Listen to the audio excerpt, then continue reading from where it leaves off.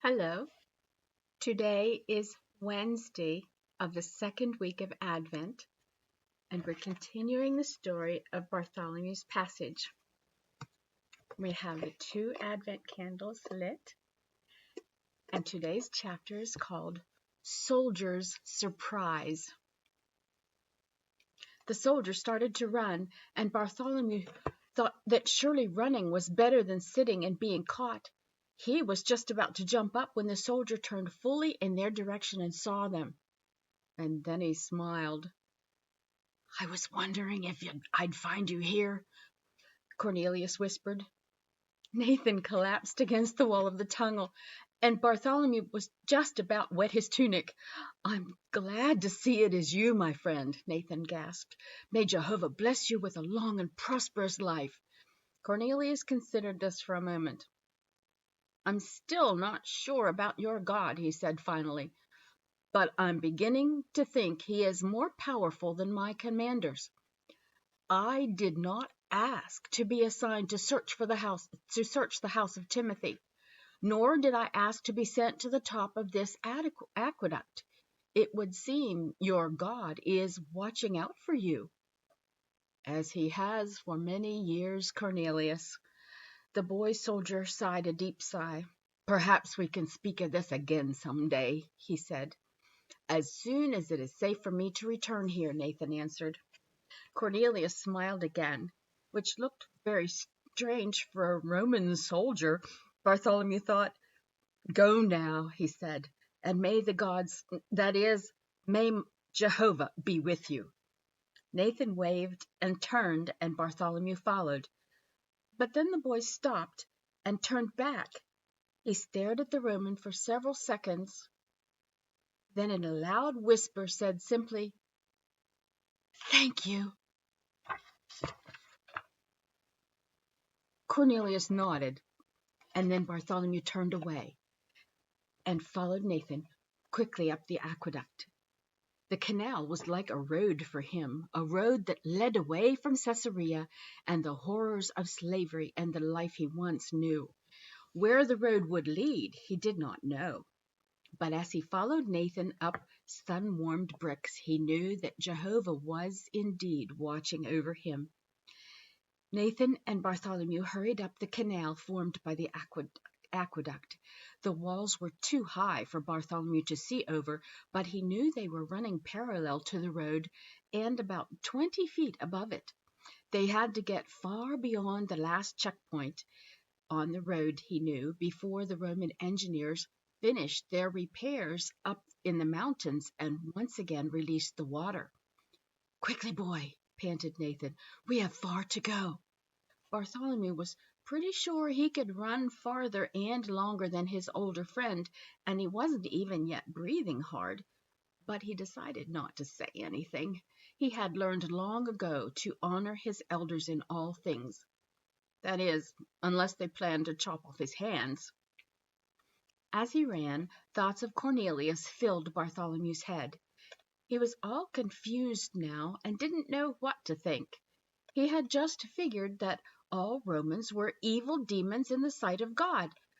But then this particular Roman, and a soldier no less, was friendly and even defied his own commanders to help Bartholomew. Were the Romans evil people or not? He wondered. The sun had not traveled very far across the sky before Nathan slowed to a stop and bent over, panting hard. We'll take a rest for a moment," he said. Bartholomew still wasn't breathing hard, but he said nothing. When he had caught his breath, Nathan said, "Let me lift you up to see where we are."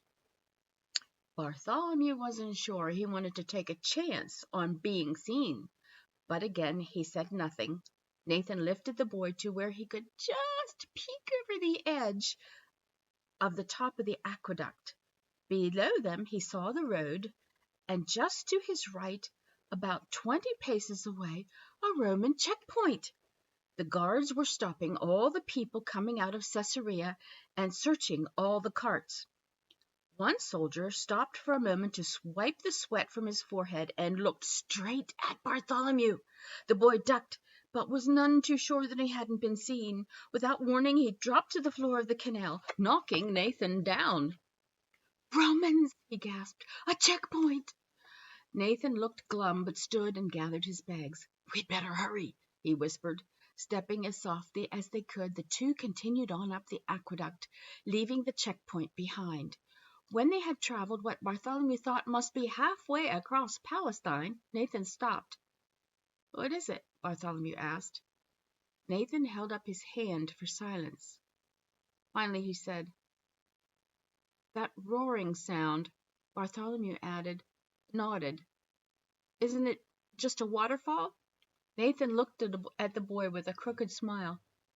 "There are no waterfalls near here. They must have opened the aqueduct." With wide open eyes, Bartholomew yelled, "What'll we do?" Nathan hoped there were no Romans below to hear.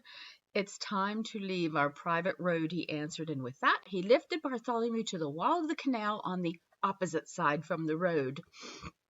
"What do you see?" he asked. Bartholomew studied the terrain and then said, "The road is empty, but there's an awful lot of water coming down the aqueduct." The way Bartholomew said it so casually made it sound like nothing important, but Nathan knew he had only seconds to act. With one eye on the corner ahead, he leaped for the top of the wall, just barely grabbing it with his fingertips. At that moment, a wave of water came racing round the corner. Nathan pulled himself up far enough to grab the far edge of the wall, but then the water struck, sweeping his body along with it. Bartholomew grabbed his friend by the wrist and pulled with all his might. If he slipped, the water would carry Nathan back to the center of Caesarea before he even had time to take a breath. Nathan dug his fingers into a crack between the bricks, then got one foot up on the wall and pulled himself up. He lay there wheezing. "Well, at least I've had my bath for the day." Bartholomew sat staring at him for a moment, soaking wet, heart racing, and then started to laugh. Just a little at first, but then so hard that Nathan feared he would fall into the water. A short time later, the two travelers found a place where the sand reached almost to the top of the wall and jumped down. On the road now, they began the long journey to... Suddenly Bartholomew realized he had no idea where they were going, so he asked. "To Qumran, my home," Nathan said. "Where is that?" Bartholomew asked. "On the far north end of the Sea of Death." Bartholomew scrunched up his nose. He loved the waters of the Sea of Galilee, full of fish and life and boats, and he would rather be near a sea than anywhere else in the world. But this he did not understand. "Why would you want to live there?" he asked. Nathan sighed. "I guess it just seemed a right place to build a community," he answered. And then he went on to explain that Qumran was the old building site of the Essenes, the religious group Nathan belonged to.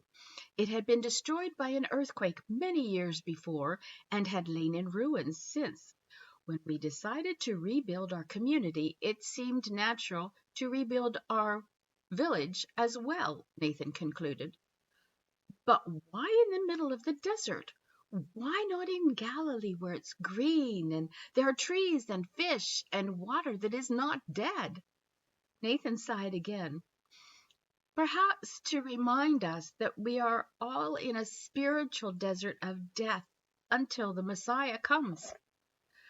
Bartholomew thought about this. He knew of the Messiah, of course. His father had taught him many such things. And since he had turned 10, Bartholomew had been attending reading classes with the rabbi. But what the Messiah had to do with the desert, he did not understand. "Think like this," Nathan said. "In a desert, no matter what good things you plant, it will wither and die because there is no water. If our lives are a desert, barren of any devotion to God, then any good thing we try to do will waste away because we don't have the living water of Jehovah's love. And until we have the fertile field of the Messiah, none of us will truly understand that love. They started into the hills of Judea, climbing steadily higher as Bartholomew thought of these things. So, the Romans are deserts and we Jews are green fields, he said after a long think. Does that mean Cornelius cannot know Jehovah? Nathan shook his head. Whether a man's life is a desert or not has nothing to do with being a Jew or a Roman. I know many Jews whose lives are barren and empty, and a few Romans like Cornelius who thirst for the water of truth. I do not believe the Messiah will care so much about a man's heritage as he will about his heart.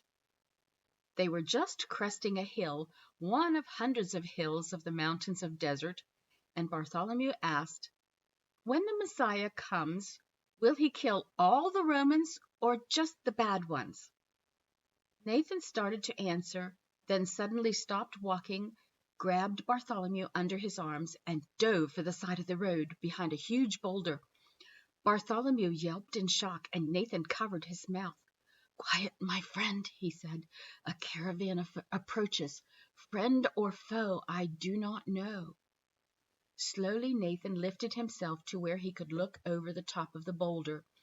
Being 10 years old and curious, Bartholomew couldn't stand not seeing for himself, so he too stood slowly until just his eyes showed above the rock. What he saw made his heart sing. This was a Jewish caravan. No Romans, no soldiers. Surely they would be safe with such a strong and mighty band. But then Bartholomew looked at Nathan, and he saw Nathan's eyes grow wide in fear. Grabbing Bartholomew by the neck, Nathan dropped behind the rock once again. With fear in his voice and fright on his face, he whispered just 3 words that almost made Bartholomew want to run back to Caesarea. "Decca of Megiddo," Nathan whispered, and suddenly Bartholomew understood about spiritual deserts. When the woman at the well asked Jesus what kind of water he could provide, water that was better than that of her ancestors who had dug the well, he answered, "Everyone who drinks this water will be thirsty again, but whoever drinks the water I give him will never thirst. Indeed, the water I give him will become in him a spring of water welling up to eternal life." So, what is this water that Jesus offers us? Obviously, it's not the kind that would irrigate a desert and grow food, but it does seem to be symbolic of something that will irrigate the desert of our hearts. What could such a thing be? What could so nourish our soul that it needs nothing else to sustain it? Simply this: the unconditional love of God. All of us spend our lives hoping people will love us. It's a built-in need we have, just like our need for food and water. God loved us from the beginning, but then we turned our backs on him, which left a big hole inside us. We try to fill that hole by being important to our friends, or with the praise of our parents, or by being the center of attention, by having a special friend, by making ourselves powerful, or in 1,000 other ways. But all those feeble efforts leave our hearts spiritual deserts, because nothing can ever adequately fill that God-sized hole inside us. But if we can accept the living water that Jesus spoke of, if we can accept that we are loved completely because God loves us, if we can accept the fact that it doesn't matter what anyone but God thinks of us, then and only then will the desert of our souls spring to life.